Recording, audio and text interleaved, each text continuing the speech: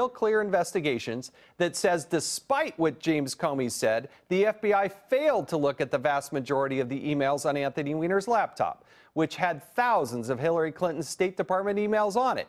Joining me now to explain further is the author of that report, investigative journalist for RealClearInvestigations.com, Paul Sperry. Paul, thanks for being here. I'm fascinated with this because actually the letter that went to Congress explaining this was a letter that came to me when I was the chairman of the Oversight Committee. So tell me what you found out now about the reality. That's right. So James Comey told Congress that they had reviewed all of the Clinton emails, hundreds of thousands that were found on the Weiner laptop, but that was not true. They barely looked at any of them. Just 3,000 out of 700,000 were actually individually examined. Wait. They looked at how many? 3,000 out of potentially relevant 700,000 emails were actually individually examined for classified information and incriminating evidence. Well, I mean, it did shock us, right? It was days. They told us they're looking into this, and then days later, they somehow reviewed 700,000 documents.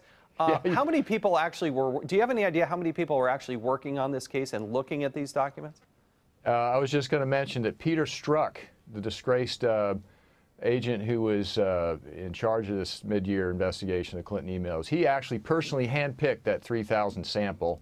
And with two other investigators, they went through them all, supposedly, and pulled an all-nighter, ordered pizza, and said, nothing new here, case closed once again. So, I got to tell you, as a former chairman of the committee, as the former member of Congress, I mean, how can that be anything other than the director of the FBI lying to Congress and misleading us?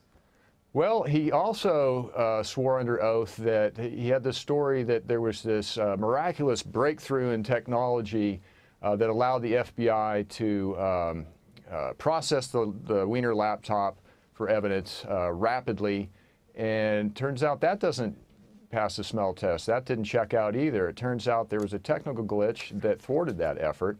And I was going to mention that, Jason, that when you were on oversight, you were probably wondering the same thing. How in the world could they get through this mountain of evidence in just days after Comey gave you the final all clear on Hillary?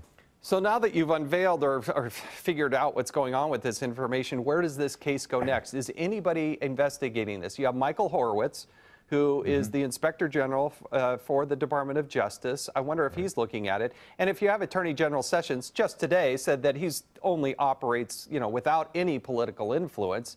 Is the Attorney General himself looking at this in lying to Congress? Well, this evidence that is really, it's been covered up on this laptop, this Weiner laptop, it's still relevant. In the Clinton Foundation probe especially, which is still ongoing. And, the whole thing raises more suspicion that the FBI politicized these investigations during the election. And it just begs for an outside independent prosecutor to go back through this evidence, through these emails, and see if the FBI was trying to cover up material evidence in this case. I really appreciate your good investigative work there. We were always scratching our heads in Congress.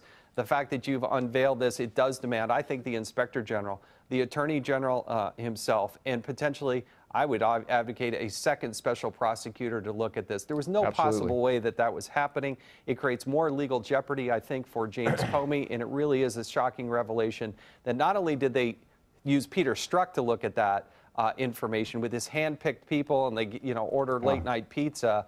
But come on, the disgraced Peter Strzok at this point, that makes absolutely no sense. Paul, I thank you for your good work and coming on this program to share this with us.